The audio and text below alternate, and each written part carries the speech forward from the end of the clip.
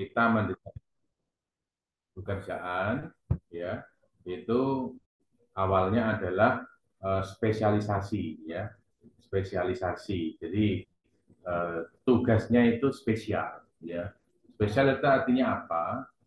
Ya, selayaknya kita kalau misalkan ada di dalam sebuah permainan bola, ya, itu spesialisasinya yaitu ada yang bertugas sebagai lini depan atau penyerang, kemudian lini samping kanan, lini samping kiri, kemudian lini belakang, ya, kemudian penjaga gawang dan sebagainya. Itu kita nyebutnya adalah spesialisasi. Nah, di dalam proses operasi atau produksi, spesialisasi itulah yang nanti setiap perusahaan akan berbeda-beda. Mungkin kalau di pekerjaan manufaktur, misalkan ini di bagian produksi, misalkan ini manufaktur apa nih contohnya, ya, misalkan manufaktur stamping, ya, pekerjaan stamping, ya, atau pengerjaan logam. Itu di sana ada job desk yang operator mesin, gitu ya.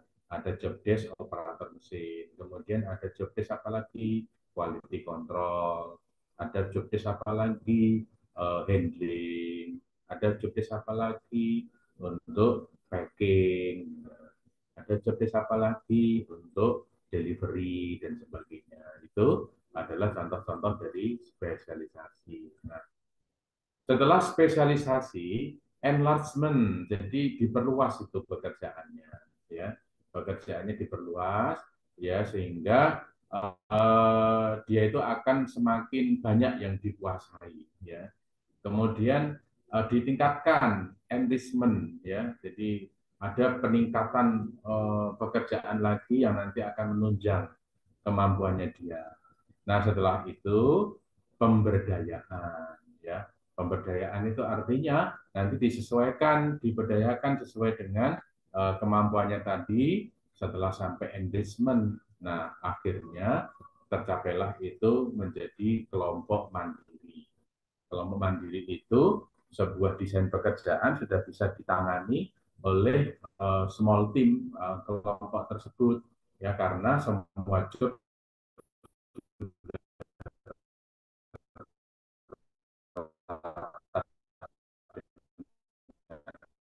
baik, tinggal diberdayakan.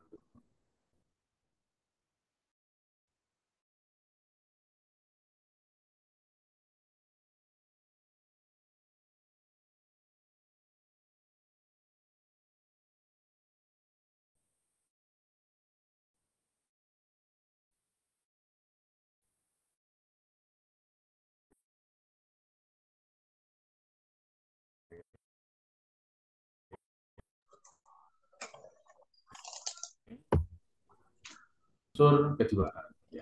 Jadi gerakan rekrutmen, ya, mengadakan disebut dengan uji tes psikologi, ya, uji tes psikologi. Nah, ini uji tes psikologi itu selain memang kita ingin mengetahui kondisi psikis dari tenaga kerja tersebut atau sumber daya manusia tersebut, kita juga ingin mencocokkan, ya, mencocokkan apakah kondisi psikologi dari calon sumber daya manusia yang kita cari tadi itu, apakah cocok ini dengan pekerjaan, ya, atau sebuah penugasan yang akan kita berikan kepada mereka, ya. Contoh nih, psikologinya nih, orangnya nih cocok nggak ya, kejiwaannya ini sehat apa enggak, itu dulu yang pertama, ya. Jadi masalah kejiwaannya itu dia sehat apa tidak, ya, supaya nanti kita tidak salah untuk merekrut orang, gitu kan, dalam kondisi psikologis yang nggak sehat walaupun badannya sehat tapi psikisnya nggak sehat, kita juga nggak mau nanti ketika menempatkan di dalam pekerjaan kita akan bingung. Nah, setelah tahu kondisinya kejiwaannya itu oke, baru kejiwaan satu orang dengan orang lainnya itu kan berbeda-beda, ya. Contoh, ada orang itu yang introvert, ya. Jadi orang yang introvert, introvert itu orangnya tertutup, ya. Tertutup itu contohnya dia banyak diam, ya, tidak banyak untuk berbicara. Ada juga orang yang ekstrovert, Extrovert itu orangnya gaul, ya, suka bergaul, ya rame gitu kan. Suka bicara, suka terbuka, nah, seperti itu. Nah, itu setiap orang berbeda-beda. Contoh, kalau kita misalkan ingin, ya, kita itu ingin menempatkan sumber daya manusia itu di bagian marketing, contohnya, ya, bagian marketing. Secara psikologi kita, orang itu harus paling tidak punya syarat yang ekstrovert gitu ya. Ekstrovert itu lebih terbuka, kemudian gaul gitu ya, lebih lebih suka di keramaian gitu kan, tidak suka menyendiri. Nah, itu contohnya itu. Jadi kalau kita ingin tenaga marketing harus yang seperti itu. Kalau kita merekrut tenaga marketing yang introvert, nanti akan tidak cocok.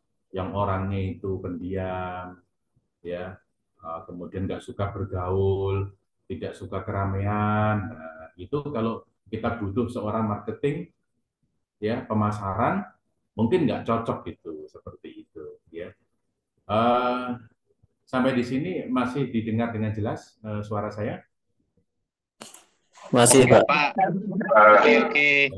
Saya lanjutkan lagi. Nah, bagaimana kalau untuk kondisi yang introvert itu, yang psikologinya itu dia itu tertutup orangnya, ya, psikologi tertutup, mungkin dia akan lebih cocok bukan di marketing atau di pemasaran, mungkin dia akan lebih cocoknya di lab, gitu ya, di lab uji atau kemudian di bidang apa, produksi yang tidak banyak bicara, misalnya.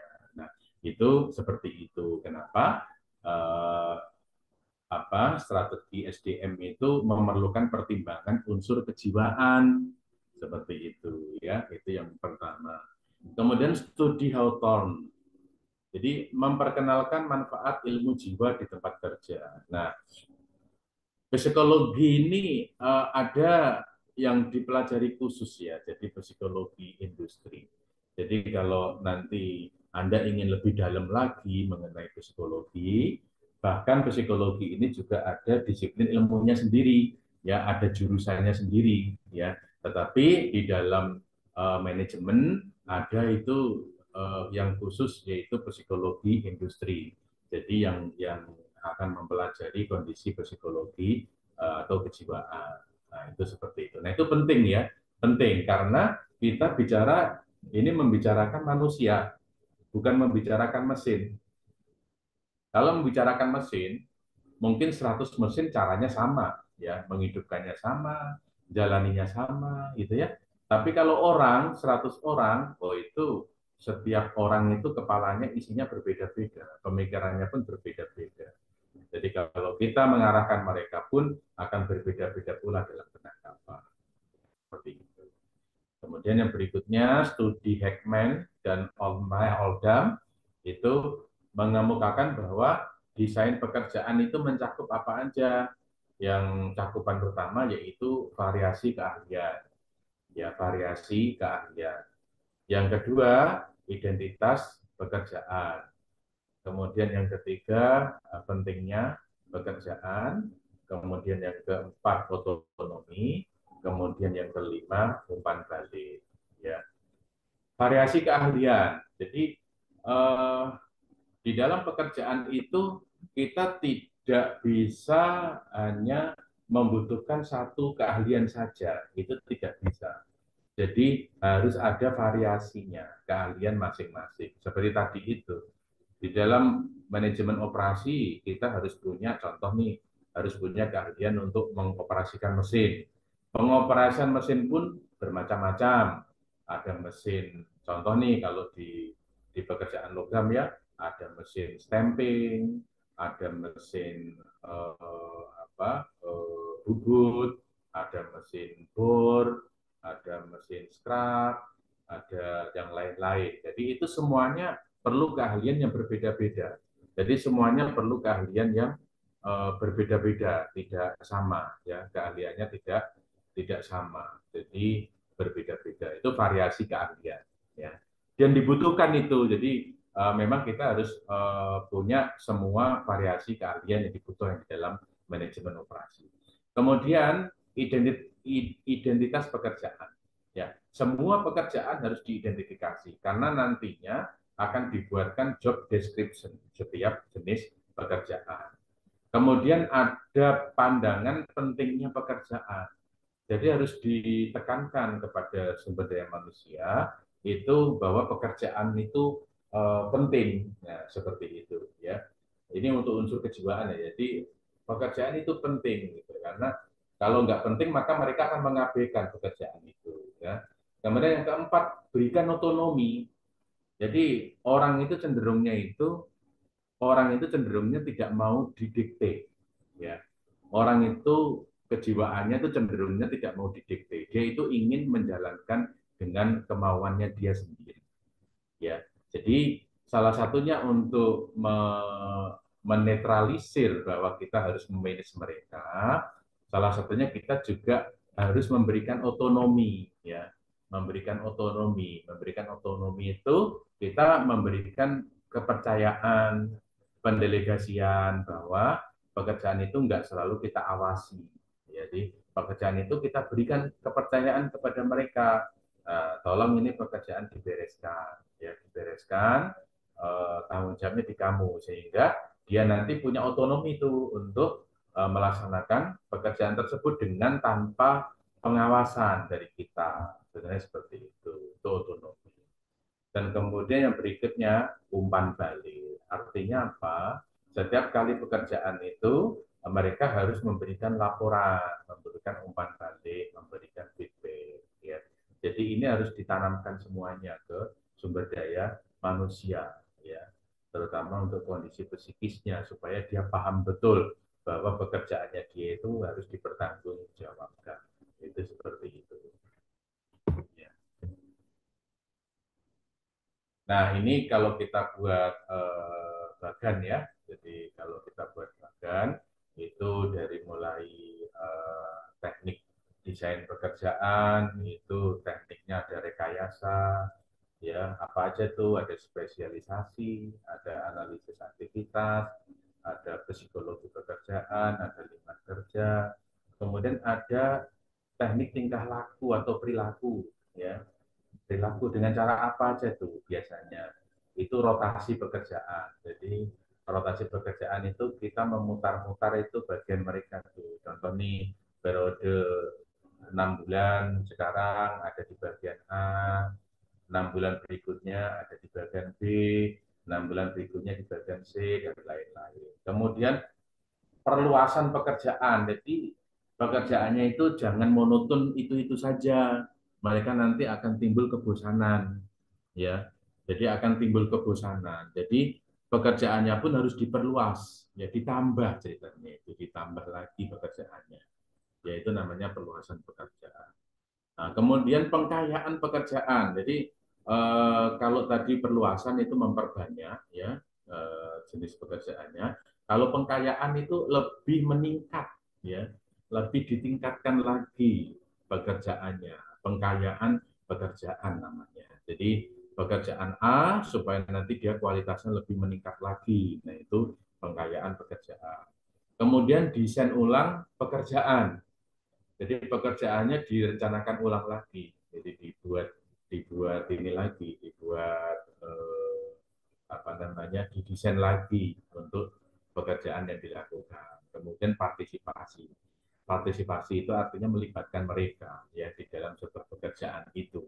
Jadi kadang kita itu juga tidak bisa itu asal memberikan pekerjaan itu langsung ke mereka tanpa bertanya itu kan apakah mereka itu mampu apa enggak, nyaman atau tidak dan sebagainya. Nah itu perlu kita tanya ke mereka itu sebagai bentuk mereka berpartisipasi. Ya jangan sampai kita memberikan pekerjaan tetapi justru orang yang kita berikan pekerjaan itu malah tidak cocok ya tidak cocok dengan pekerjaan kita. Nah kemudian apalagi variabel antara ya itu ada parameter organisasi ya ada coworker, manajemen, struktural, kemudian parameter individu, ability, knowledge, need, value, nah kemudian lingkungan eksternal. Nah itu adalah variabel-variabel antara lainnya. Kemudian hasilnya adalah outcome ya Apa outcome yang didapatkan? Yang pertama itu ada outcome organisasi, jadi keuntungan hasil dari sisi organisasi, ya, yaitu mengenai efisiensi. Ya, jadi kalau kita bisa mendesain pekerjaan dengan baik, menata pekerjaan dengan baik, mengatur orang dengan job desk yang cocok, yang sesuai, maka yang kita dapatkan adalah efisiensi dari sisi perusahaan atau organisasi. Kemudian kualitas. Jadi kualitasnya otomatis kita mendapatkan peningkatan kualitas jika yang dikerjakan oleh sumber daya manusia atau karyawan itu sesuai gitu kan, sehingga kualitasnya kita juga terjaga dengan baik. Dan kemudian pencapaian tujuan dari organisasi. Contoh tujuannya apa? Sesuai target, misalkan nih produksinya sesuai target, ya hasil produksi targetnya 1.000 dapatnya 1.000 misalnya, itu berarti kan sesuai, ada pencapaian tujuan. Kemudian ketepatan delivery-nya, saatnya kirim sesuai jadwal, jam berapa, hari apa, itu bisa kita lakukan semuanya sesuai dengan jamnya maupun sesuai dengan harinya. Nah, itu buat organisasi. Kemudian ada juga outcome yang untuk individu. Apa aja tuh individu tuh? Ada kepuasan kerja, ya. Coba kalau pekerjaan itu tidak termonitor dengan baik, ya, mungkin mereka kerja tidak ada arahan, kerja tidak ada pedoman, atau kalau orang bilang itu kerjanya serabutan, itu kerjanya serabutan tanpa ada pedoman, ya, tanpa ada pedoman, tanpa ada arahan. Nah, itu rasanya pun mereka bekerja mungkin nggak puas gitu, nggak puas karena tidak ada parameter yang harus dicapai gitu kan, dan sifatnya itu tidak fokus. Nah, maka itu kalau pekerjaan itu sudah ditetapkan dengan baik, sudah diatur dengan baik, maka timbullah di individu itu menjadi kepuasan kerja. Kemudian ketepatan, ya sama ya, jadi ketepatan mereka jadi akan lebih fokus gitu kan. Kemudian kehadiran, kemudian longevity ya dan lain-lain, ini akan menimbulkan dampak-dampak dari individu yang lebih baik. Seperti itu. Kemudian setelah desain dari pekerjaan, itu adanya motivasi dan insentif. Motivasi dan insentif. Ya. Hubungan antara sistem insentif dan motivasi kerja bisa dilihat itu di gambar itu. Ya, ya jadi yang alur pertama adalah motivasi karyawan. Dengan kita memberikan motivasi karyawan, itu nanti akan timbul kepuasan kerja karyawan. Setelah karyawan itu terpuaskan, maka kinerja karyawan akan meningkat. Kinerja karyawan meningkat, otomatis kinerja organisasi juga meningkat. Itulah kalau kita melihat hubungan itu antara motivasi dan insentif, ya, motivasi kerja. Jadi motivasi karyawan itu apa aja nanti yang bisa dilakukan, ya, banyak ya. Jadi kalau kita memotivasi karyawan itu, ya paling gampang itu ada reward dan ada punishment, itu paling gampang, itu paling mudah. Yang berprestasi diberikan penghargaan, yang tidak berprestasi diberikan sanksi. Nah, seperti itu akan timbul motivasi. Kalau misalkan yang berprestasi maupun yang tidak berprestasi itu dianggap sama saja, nanti bisa jadi yang prestasinya bagus malah akan menurun dia, seperti itu. Nah, jadi itulah motivasi dan insentif itu sangatlah penting kalau di dalam organisasi. Ya. Nah, masih di dalam motivasi karyawan. Jadi upaya karyawan menghasilkan produk yang berkualitas, ya. Jadi upaya karyawan menghasilkan produk yang berkualitas, kemudian upaya karyawan menjual produk itu menjadi pendapatan dari perusahaan, ya. Pendapatan perusahaan, timbullah laba perusahaan. Setelah perusahaan punya laba, maka nilai perusahaan akan meningkat. Kemudian upaya karyawan mencapai efisiensi, yaitu produksi dan pemasaran. Kemudian upaya karyawan mencapai biaya terendah, itu merupakan pengeluaran perusahaan, ya, pengeluaran perusahaan. Tapi pengeluaran perusahaan ini nanti bisa menjadi laba dari perusahaan karena adanya efisiensi seperti itu. Jadi kalau misalkan eh, yang pertama itu soal pendapatan, ya, revenue-nya, ya, pendapatannya itu dengan cara karyawan memproduksi barang, gitu kan, kemudian barang bisa dijual, itu adalah pendapatannya perusahaan. Nah, tapi walaupun pengeluaran menjadi pengeluaran perusahaan, kalau pengeluarannya itu diminimalisir atau mencapai efisiensi, maka itu pun akan menambah laba dari perusahaan, ya. Atau upaya karyawan mencapai biaya yang terendah, itu juga pengeluaran, tetapi kalau pengeluarannya itu lebih sedikit dengan harga yang tetap, harga yang sama, maka perusahaan pun akan menjadi laba, ya, seperti itu. Jadi kalau kita membuat unsur dari harga itu adanya laba dan adanya biaya, maka itu menjadi harga, ya. Harganya tetap, kalau biayanya efisien, makin turun berarti labanya bertambah. Nah, seperti itu cara berpikirnya, ya. Jadi itu antara pendapatan dan pengeluaran. Kalau kita seimbangkan, kalau kita sama-sama perbaiki, maka hasilnya adalah laba perusahaan akan meningkat. Seperti itu.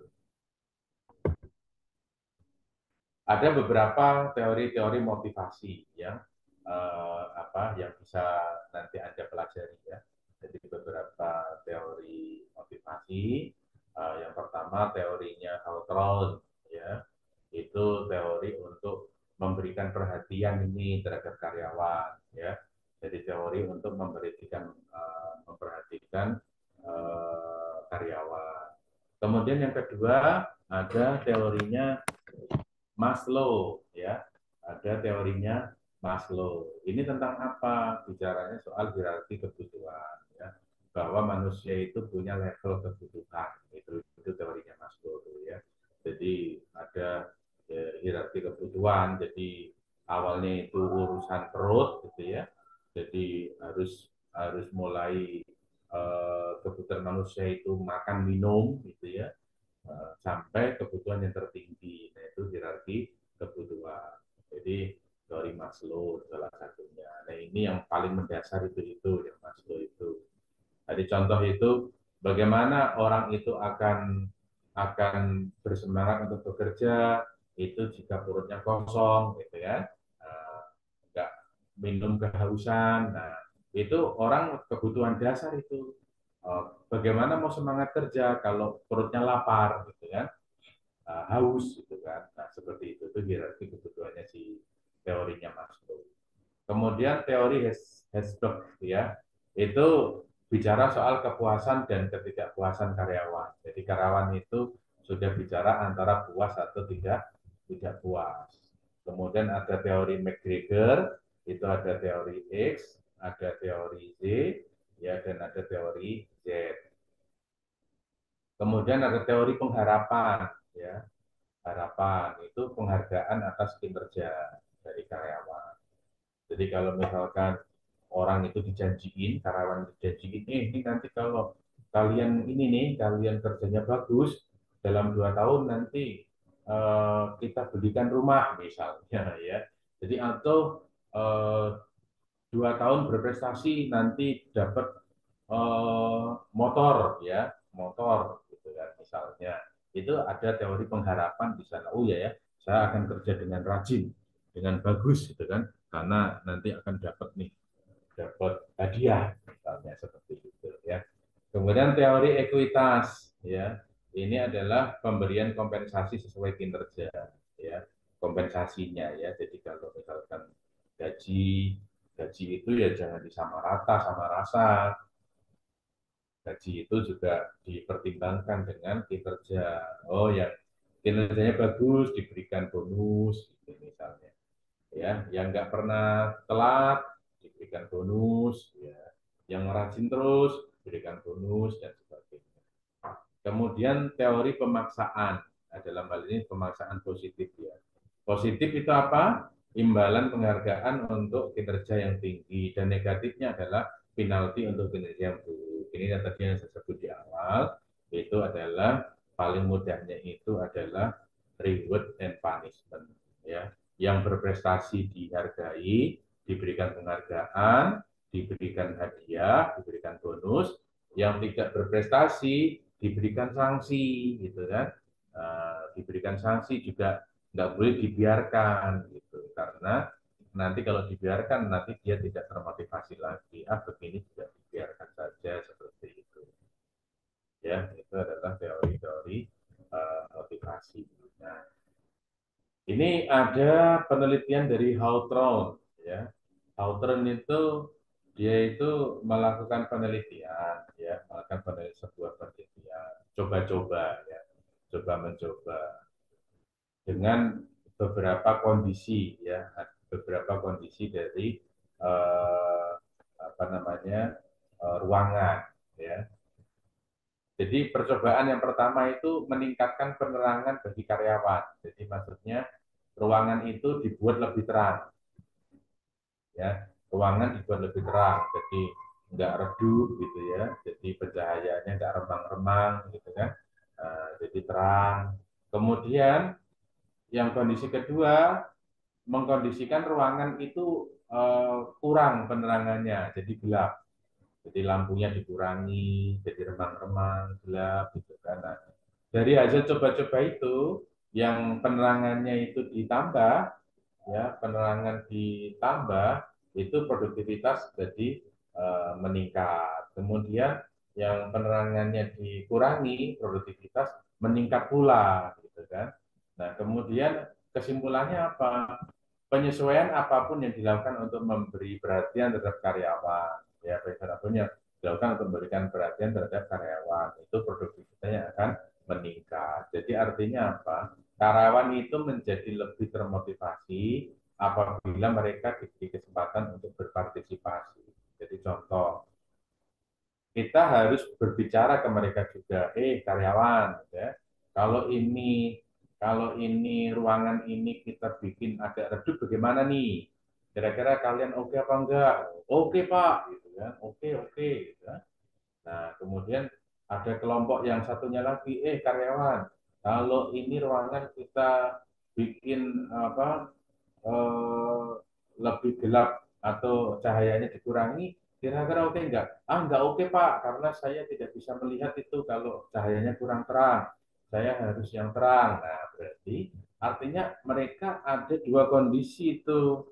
Ya, kondisi yang suka terang sama kondisi yang suka gelap. Nah, itu pun kita harus akomodir dua-duanya. Nggak boleh kita buat ruang itu gelap semua atau nggak boleh dibuat terang semuanya. Jadi masing-masing punya andil berpartisipasi dalam menentukan juga, sehingga produktivitasnya walaupun ruangannya agak gelap sama ruangannya terang benderang, itu produktivitasnya sama-sama meningkat. Nah, itu salah satu dari penelitiannya Hawthorne. Nah, kemudian ini hierarki kebutuhannya Maslow nih, ya Maslow tadi yang udah kita singgung sedikit tadi ya di di depan tadi ya. Pertama itu yang level paling bawah ya, level paling bawah, level paling bawah. Saya mau konfirmasi dulu sampai dengan saat ini apakah masih tune in teman-teman semuanya, masih bisa didengar dengan baik? Oke, Pak. Bagus. Bagus, oke. Nggak ada kendala ya, suara Oke. nggak Tidak, ada? Pak. Oke, ya sekarang kita lanjut lagi. Nah, kebutuhan yang paling awal, paling mendasar dari Maslow, ya hierarkinya Maslow, itu kebutuhan fisiologis. Ya, kebutuhan fisiologis. Apa itu kebutuhan fisiologis? Yang hubungannya sama fisik. Yang tadi saya sebut itu makanan, ya, makanan, minuman, pakaian, rumah, gitu ya. Yang hubungannya sama fisiologisnya. Itu hierarki kebutuhan yang paling mendasar, ya paling bawah gitu ya. Itu kebutuhan fisiologis.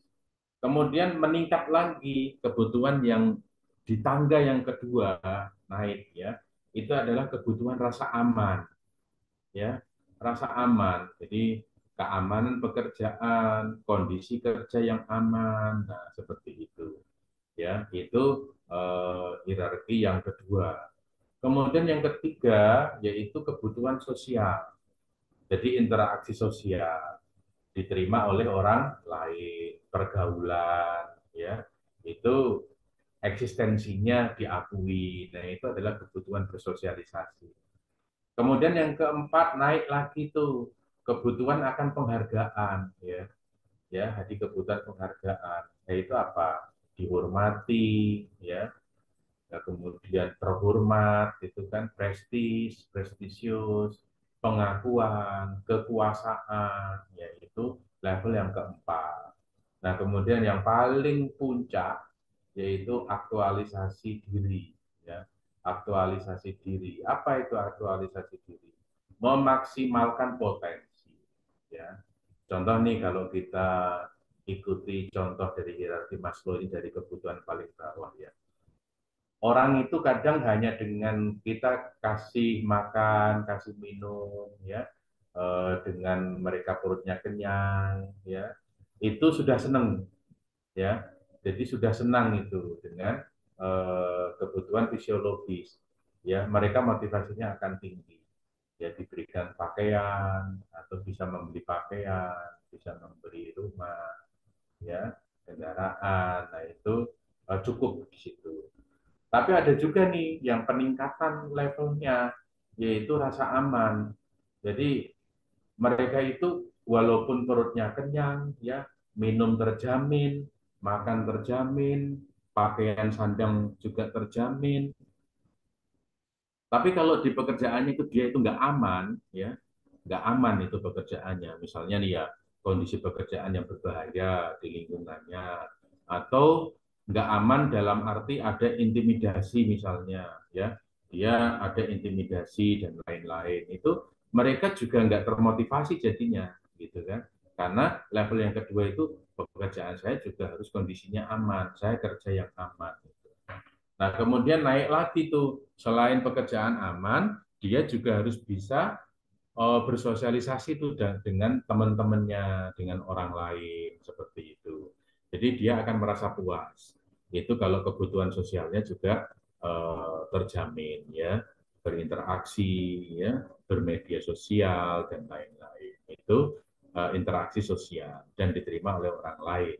Jadi dia akan puas, nggak cukup dengan hanya diberi makan, pakaian, dan sebagainya, nggak cukup dengan aman di pekerjaan, tapi juga harus diberikan kecukupan untuk melakukan interaksi atau bersosialisasi. Nah, kemudian naik lagi, walaupun sudah diberi kesempatan untuk bersosialisasi, orang itu akan lebih puas lagi itu kalau dia itu dihargai, dihormati, ya. Dihormati ini berarti dia sudah pada level keempat itu, ya, kebutuhan penghargaan. Jadi apa pengakuan, kemudian kekuasaan. Jadi dia itu akan merasa puas kalau contoh dia sudah punya posisi, ya. Dia mungkin jabatannya udah dikasih jabatan leader gitu ya, punya anak buah, nah itu dia akan termotivasi lagi gitu kan. Jadi manajer misalkan sampai ke manajer, ya punya anak buah banyak, nah itu dihormati, diakui gitu ya. Jadi kebutuhan akan penghargaan. Nah, dan paling puncaknya itu aktualisasi diri, maksimalisasi potensi. Jadi kalau dia itu semuanya itu didapatkan, dia tinggal bisa untuk mengaktualisasi dirinya. Ya, contoh dia punya kemampuan apa, disalurkan, ya, dimanfaatkan untuk orang banyak. Potensinya dia itu contoh nih potensi dia juga bisa untuk berpolitik misalnya, ya, atau potensinya dia bisa untuk mengajar, ya, me, apa namanya itu, menularkan ilmunya, ya, mengajarkan ilmunya kepada mahasiswa mungkin, siswa atau orang lain. Nah, itu sudah bentuk pada aktualisasi diri. Jadi orang itu kalau sudah bisa beraktualisasi diri, dia akan puas. Nah, itulah mengenai hierarki kebutuhan Maslow ini dari dari kebutuhan fisiologis sampai kebutuhan aktualisasi diri. Seperti itu. Kemudian yang motivasinya Herzberg ya, itu ada penelitian juga ya, jadi mengenai pencapaian, tanggung jawab, pengakuan, kemajuan. Nah, itu ada penilaian sangat puas atau agak puas. Kemudian kondisi kerja yang pantas, pengawasan yang memadai, gaji yang cukup, jaminan pekerjaan yang memadai, itu netral. Nah, kemudian kondisi kerja yang buruk, pengawasan yang tidak perlu, gaji yang rendah, tidak ada keamanan pekerjaan, itu tidak puas dan sangat puas. Nah, itu kondisi-kondisi yang melalui penelitian kerjanya dari Herzberg ya. Jadi kalau orang itu pencapaiannya tinggi, tanggung jawabnya besar, diberi pengakuan, ada kemajuan di dalam pribadinya dia itu sangat puas dan agak puas di sana, itu level tertinggi. Nah, kondisi kerja yang pantas, pengawasannya juga memadai, gaji cukup, jaminan pekerjaan yang memadai, mungkin ada kesehatannya dan sebagainya, itu netral. Netral itu baik-baik saja. Gitu kan. Nah, yang paling nggak puas itu yang kedua, itu yang di bawah itu. Kondisi kerjanya buruk, ya, pengawasan yang tidak perlu, gitu ya, gajiannya rendah, tidak ada keamanan pekerjaan, pekerjaannya semua beresiko tinggi. Nah, itu level tidak puas dan sangat tidak puas. Itu dari kepuasannya si Herzberg, ya, kepuasan kerjanya si Herzberg.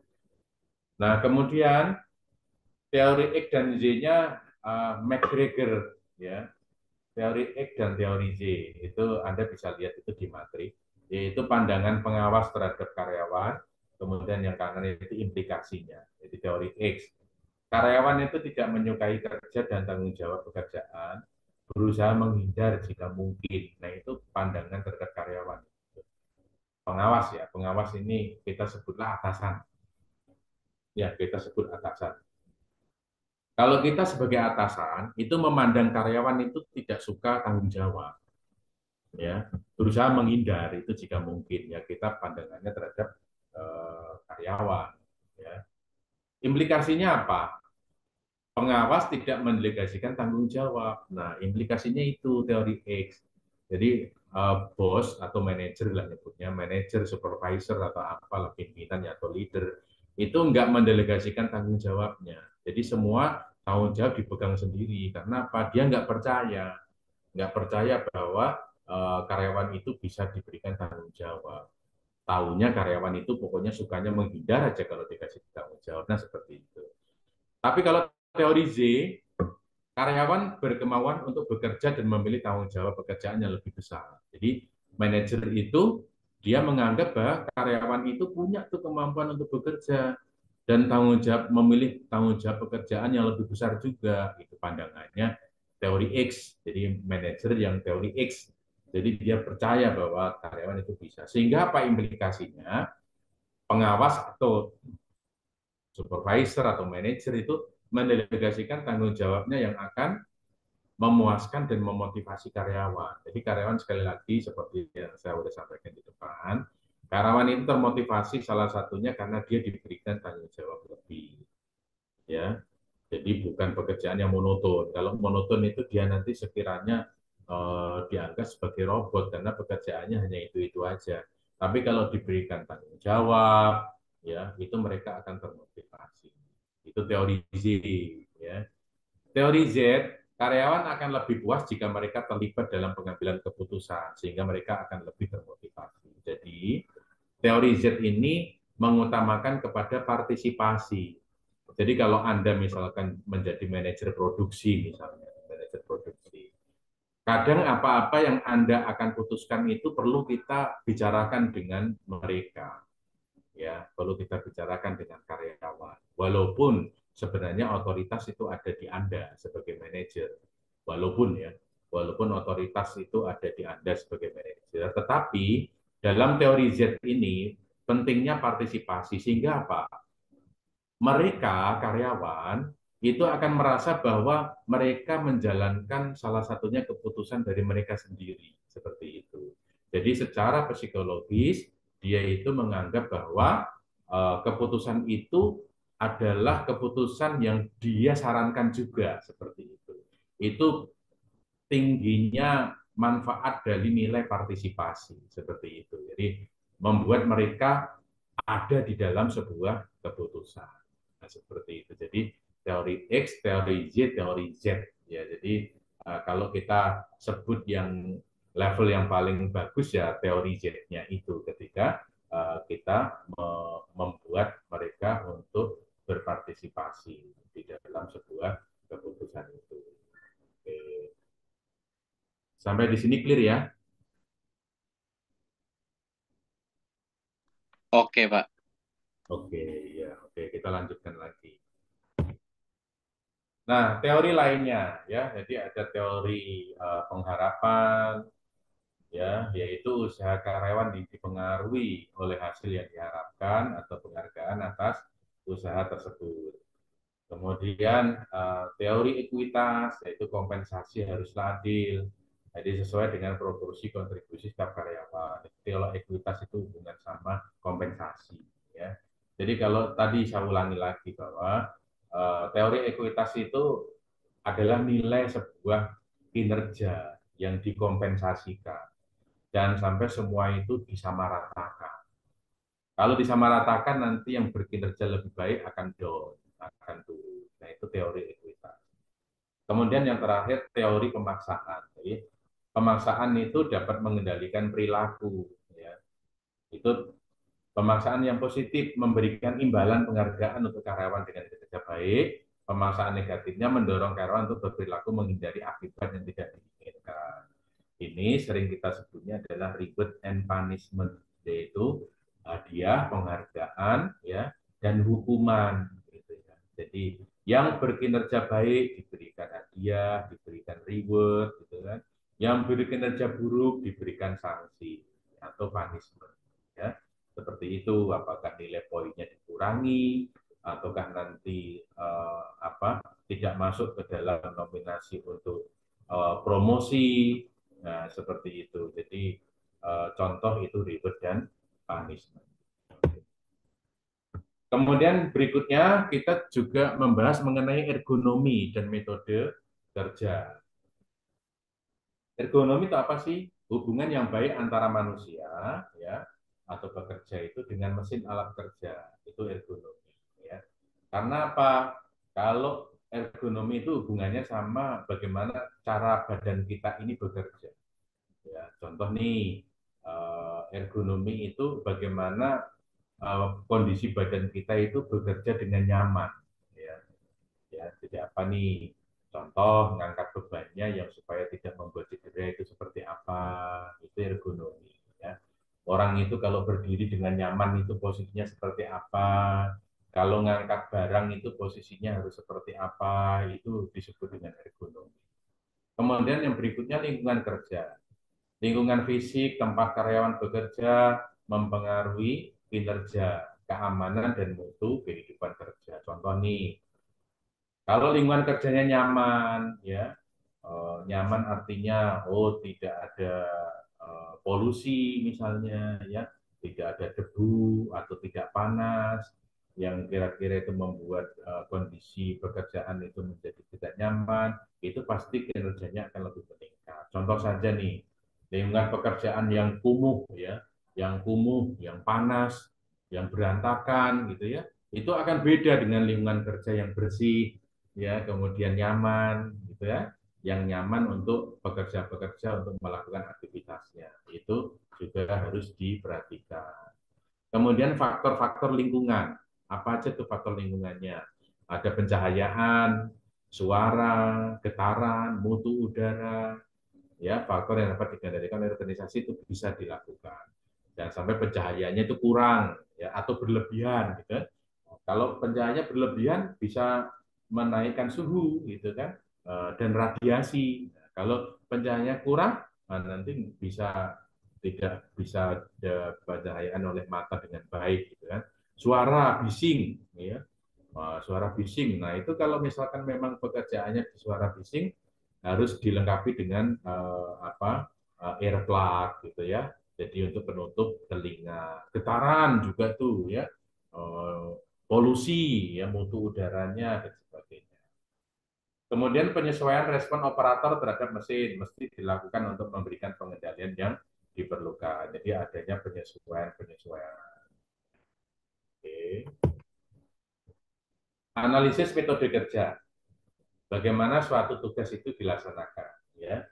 Teknik metode kerja digunakan untuk apa sih? Ya, yaitu analisis perpindahan orang atau bahan baku menggunakan diagram arus, skema dan gambar, dan diagram proses atau simbol. Ya. Ini sering kita menyebutnya adalah proses flowchart, ya, atau flowchart. Ya, jadi ada arah arus arus dari pekerjaan itu ya. Jadi arus terhadap barangnya sendiri, moving dan sebagainya itu digambarkan ya. Jadi kira-kira itu dianalisis itu prosesnya panjang apa tidak, perlu berapa lama. Nah, itu digambarkan dengan skema gambar atau bagan proses atau flowchart proses ya. Itu yang harus Anda ketahui. Kemudian analisis kegiatan manusia serta mesin. Jadi ini menggunakan diagram kegiatan. Jadi kalau tadi yang pertama itu adalah simbol, jadi proses flowchart-nya. Yang kedua itu kegiatannya, juga dibuat alur. Kegiatan manusia, kegiatan mesin, ya antara manusia mesin dihitung, ya baik itu handlingnya, waktu handling, waktu moving, waktu pekerjaan, itu semuanya dianalisis. Kemudian yang ketiga, analisis gerak tubuh, terutama lengan dan tangan. Ya, ini menggunakan diagram gerakan atau gerakan mikro ya, disebut juga diagram operasi. Jadi misalkan nih posisi gerak tubuh berdiri tegap, ya, kemudian tangan kiri mengambil barang yang belum diproses, contoh tangan kiri mengambil barang yang belum diproses, tangan kiri juga menempatkan di mesin misalnya, kemudian eh, dua tangan menekan tombol, ya menekan tombol mesin, kemudian selesai proses tangan kanan yang mengambil barang, kemudian tangan kanan juga yang menaruh ke dalam proses yang barang yang sudah diproses. Nah ini adalah analisis gerakan tubuh. Nah analisis gerakan tubuh ini juga diperlukan nanti supaya pekerjaan itu lebih efisien, ya jangan sampai ada gerakan itu yang hambur. Hambur itu maksudnya tidak ada gunanya. Jadi semua gerakan harus ada gunanya dan harus efisien. Itu pentingnya di situ ya. Kemudian standar kerja yaitu jumlah waktu yang diperlukan untuk melakukan suatu pekerjaan. Jadi sebenarnya kalau waktu untuk menyelesaikan satu produk selesai sampai finish itu berapa lama sih? Berapa detik kah? Berapa menit kah? Nah, itu harus ditetapkan sebuah standar yang pastinya harus dianalisis lebih awal. Begitu. Jadi nanti akan ketahuan bisa menghitung dalam 1 jam itu akan menghasilkan berapa barang secara standar. Itu nanti dijadikan ketetapan waktu, kemudian dibuatkan standar, jadilah target. Nah, target itulah yang harus dicapai. Nah, dalam standar kerja diperlukan karena apa? Karena kandungan tenaga kerja untuk suatu unit produk itu menjadi biaya juga. Jadi artinya apa? Berapa sih yang dibutuhkan tenaga kerjanya? Nah, gitu loh dalam sebuah proses. Perlu 1 orang kah? Perlu 2 orang kah? Kalau 2 orang berarti makin mahal itu biayanya karena nambah tenaga kerja, contohnya seperti itu. Kebutuhan penugasan staf, berapa orang yang diperlukan untuk suatu pekerjaan. Kalau tadi tenaga kerja langsung, sekarang tenaga tidak langsung atau staf, itu juga dihitung. Estimasi biaya dan waktu sebelum pekerjaan dilakukan, jumlah operator, produksi yang diinginkan, dasar dalam pemberian insentif, dan efisiensi karyawan. Nah, pengukuran kerja itu ditetapkan dengan cara beberapa ya. Yang pertama adalah studi waktu. Jadi harus menghitung waktu pada sampel pekerjaan dan menggunakan sebagai standar. Ya, harus namanya sampel ya, kita meneliti itu dengan sampel ya. Contoh nih ada karyawan yang diamati nih ketika melakukan pekerjaan, harusnya ini berapa menit nih, beberapa karyawan di studi. Oh, karyawan A sekian menit, karyawan B sekian menit, karyawan C sekian menit. Nah, nanti dibuat keputusan standarnya berapa menit gitu ya. Kemudian standar waktu yang ditentukan sebelumnya, jumlah jam kerja yang diperlukan untuk melaksanakan suatu tugas. pada waktu terakhir kali pekerjaan itu dilaksanakan. Jadi standar historis artinya apa? Pekerjaannya lalu-lalu. Jadi yang lalu itu pencapaiannya seperti apa sih rata-rata bagaimana. Nah, kemudian yang berikutnya pengambilan sampel kerja. Jadi estimasi proporsi waktu di mana manusia atau mesin melakukan pekerjaan. Jadi ini disampling ya, dengan cara sampling. Studi waktu ini contohnya ya menghitung rata-rata waktu. Ya. Jadi tinggal di rata-rata aja. Jadi berapa sampel atau performance rating ya dihitung dengan waktu normal ya. Jadi itu rumusnya ya normal time ya. Jadi rumusnya mudah. Kemudian tetapkan faktor kelonggaran atau allowance ya. Allowance itu dalam persentase ya. Jadi misalkan nanti berapa persen sih kelonggarannya itu? Oh, 90% berarti allowance waktunya adalah 10% seperti itu. Jadi allowance waktunya 10% contohnya ya. Contoh seperti itu. Itu untuk menghitung studi waktu. Nah, waktu standar itu juga sama atau standar time ya. Jadi itu rumusnya itu. Nah, itu contoh ya, contoh pengamatan terhadap lama suatu tugas 5 siklus ya berturut-turut menghasilkan data tersebut. Apabila peningkatan kinerja dari pekerjaan yang bersangkutan adalah 110% dan faktor kelonggaran sebesar 20% dari waktu tugas, maka waktu standar untuk tugas tersebut adalah hitungannya semua dijumlahkan dibagi 5 ya, yaitu 10. 10 pakai rumus NT, jadi 10 kali 110 per 100 sama dengan 11 menit ya. Kemudian ST-nya 11 kali 1 plus 0,2 tadi ya kelonggarannya ya sama dengan 13,2 menit. Artinya apa? Kita kasih kelonggaran waktu sebesar 2,2 menit. Nah, seperti itu singkatnya ya. Baik, untuk materi di pertemuan kali ini cukup sekian ya. Mudah-mudahan bisa diterima dengan baik ya. Mudah-mudahan bisa diterima dengan Amin. baik. Amin Dan Pak, baik, terima kasih. Amin Pak, terima kasih Pak. jadi juga Amin, Pak. sudah Terima kasih banyak. diangkat semua ya. Oke, nah kita akan itu bisa on cam semua ya. Nanti kita mau ambil screenshotnya. Baik, makasih Pak. Kita tunggu dulu ya di ini dulu di on cam. On cam, on cam.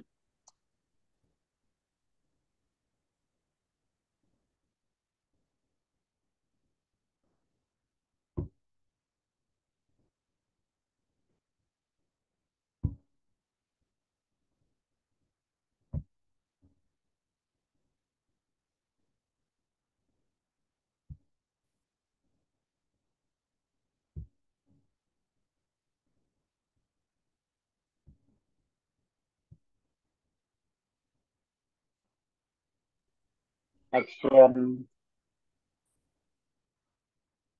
Hari ini berapa nih yang hadir nih? Saya lihat dulu. 18 Pak. 18 ya. Iya Bapak. 18 ya.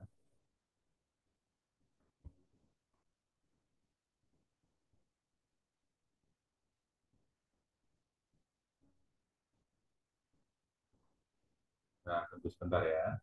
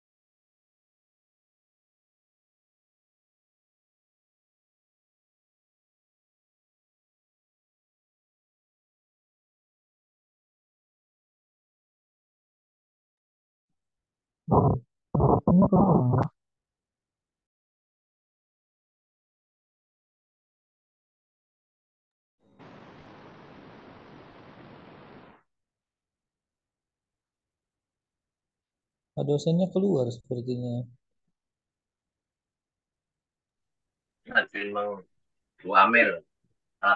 Kita selfie masing-masing aja, saudara-saudara.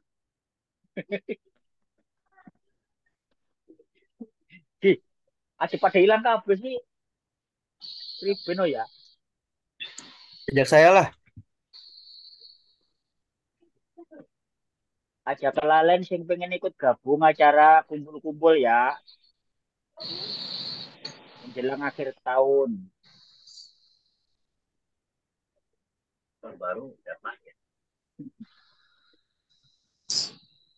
Udah lab apa ya? Power CD Kayaknya ya? Pak Sidi udah live ini. Dosennya ganti Pak Alex. Kalau di HP saya.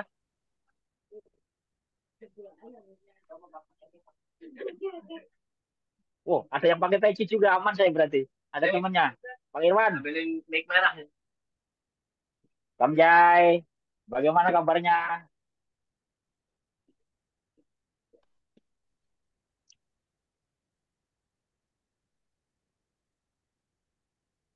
Sudah selesai ini kayaknya. Udah selesai, udah boleh ngerokok. Ya, Pak Warsidi info yang hadir Zoom suruh di list saya di grup. Iya. Udah. Ini Pak. Oh, jam 4 nih.